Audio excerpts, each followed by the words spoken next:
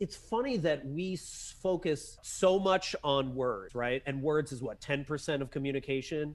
Tone is like 40%, body language is around 50%. We're so focused on the wrong thing. We actually think that if I go on more apps and I interview more people, just Hmm. logically, I will eventually find the right person because I've crossed all these other people out. Maybe you will, or maybe you Hmm. won't, but is it fun? I'm all about like, let's just do Right. things that are fun.